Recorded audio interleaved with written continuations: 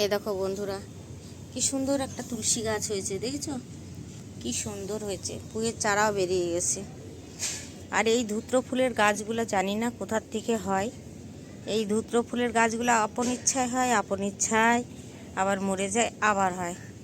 আর গাছে দুদিন আসিনি, দেখো ফুল তো খুব সুন্দর ফুটে আছে, কিন্তু গাছে জল নেই। কেন আমি দুদিন আসতে পারিনি, বুঝেছো? এই দেখো, দেখেছো, কোনোটাতে জল নেই। এগুলোতে সব জল দিতে হবে, তা আমি জল দিচ্ছি, দেখি পারি নাকি তোমাদের সঙ্গে শেয়ার করতে আমি। হ্যাঁ, গাছগুলো একদম মরে গেছে রে, দুদিন আসা হয়নি না, শরীর খারাপ থাকলে যা হয়। দেখো এই গাছগুলো একদম মরে গেছে, একদম অবস্থা খারাপ হয়ে গেছে। আচ্ছা,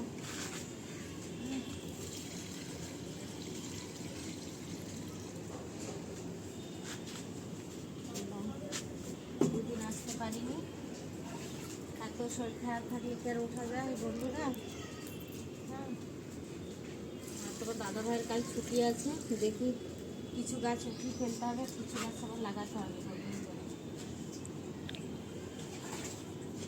না লাগালে হবে না, তাই ওই গাছ এইটা জল দেবো, একটু দিয়েই রাখি, কালকে কিছু তো লাগাবো যদি পারি। শরীরটা এত খারাপ, বুঝছো? এই গাছগুলো একটু জল নাই। আর এই ধূত্র গাছ, এটাতে একটু মাটি ঢালতে হবে আমার, বিচি দিয়েছিলাম, অনেক হয়নি।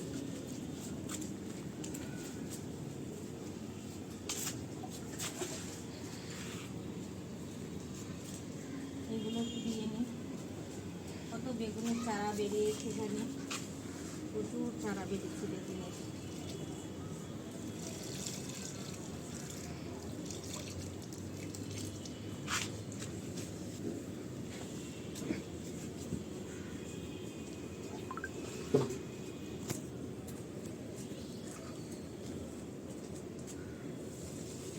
গাছ শুধু রাখলে তো হবে না, তাকে যত্ন করতে হবে।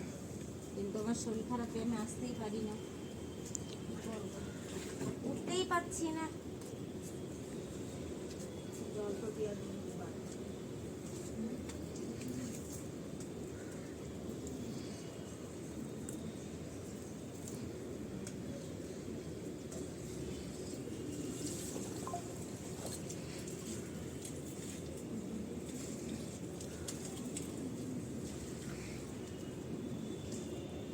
গাঁদা গাছগুলো সব উঠিয়ে দিতে হবে।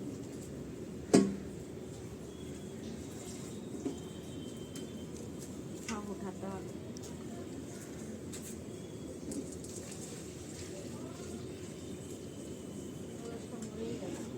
নতুন করে লাগাতে হবে।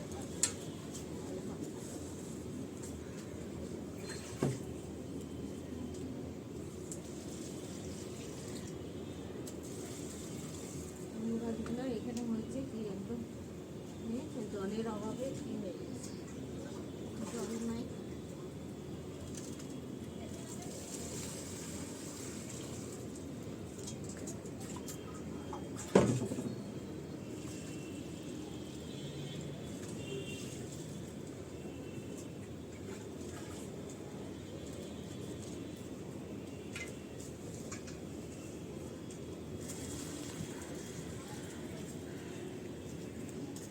উফ,